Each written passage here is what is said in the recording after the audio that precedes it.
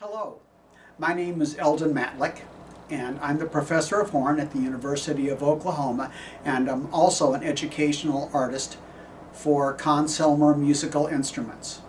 I'm going to give a clinic on Pottag Etude 21 from his Preparatory's Melodies for solo work. The goals of this particular etude are threefold. One, first goal is you need to be using a steady flow of air with a consistent wind pressure. Secondly, as the notes ascend and descend, your goal is to try to keep everything at nose level instead of thinking up and down like this, thinking of putting all the notes on the same plane. The third goal is to use pitch memory for recurring notes.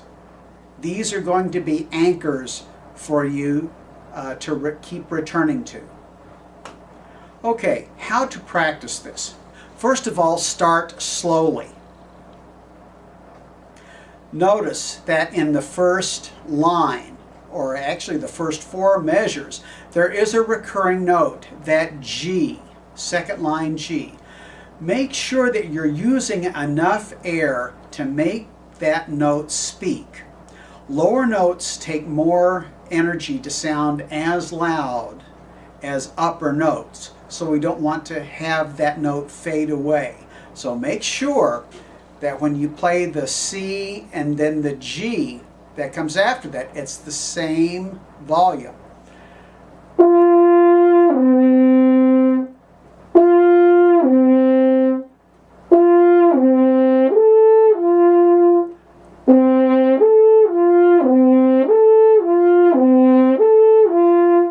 All notes have the same volume. Notes that go up need more air, so you're not going to squeeze or pinch the air column. Notes that go down need more air, so they don't sound softer. Keep all the notes on the same plane. Remember what that was one of our goals.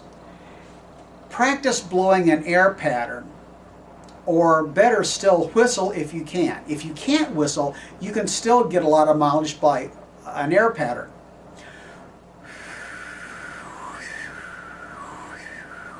Notice that when you're blowing an air pattern, you have to use more energy on that bottom note. If you whistle,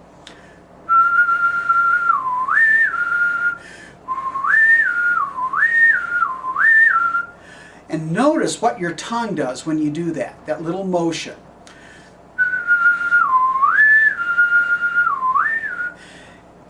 Let that tongue have that same motion when you play.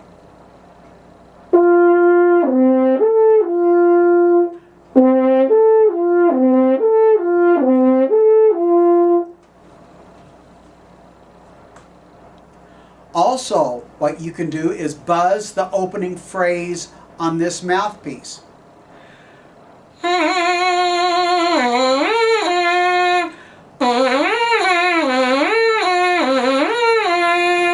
Then go ahead to the next phrase.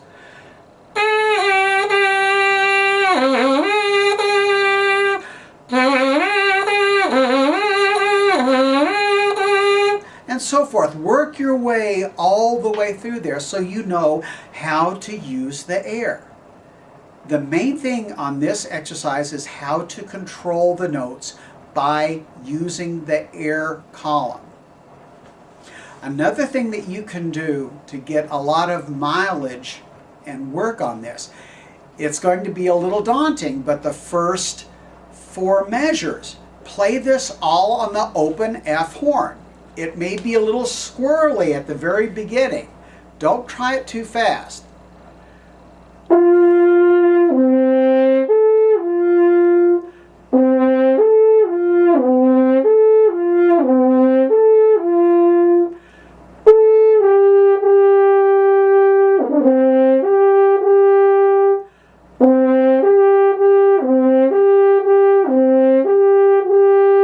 This will help lock it in. A little faster.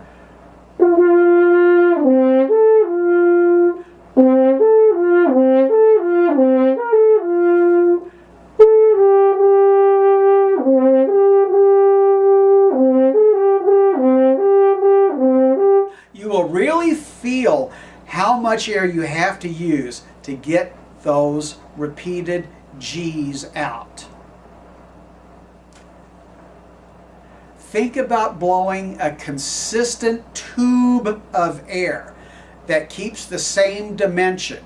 What we don't want to do is have the aperture squeeze as we go up and then relax as we go down. We want to have the same focus as much as possible.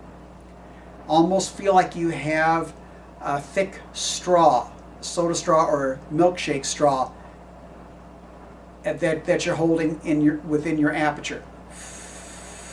And you're constantly using that tube of air either to reach, or you're not blowing so much velocity when you play low, but you're using more density of air, almost like you've had a brain freeze.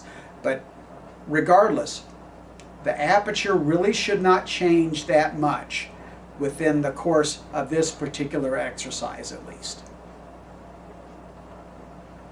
Another thing that might help some of you is think about regrouping notes, either notes that go down or notes that go up.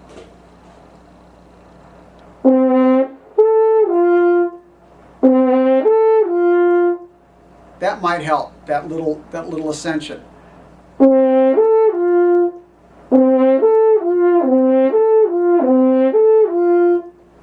Or sometimes going down.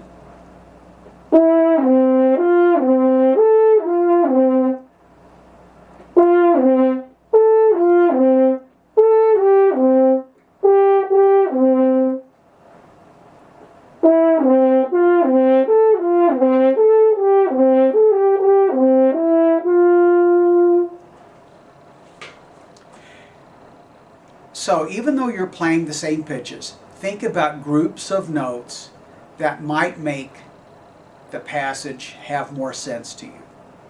So let's listen to this particular exercise in its entirety.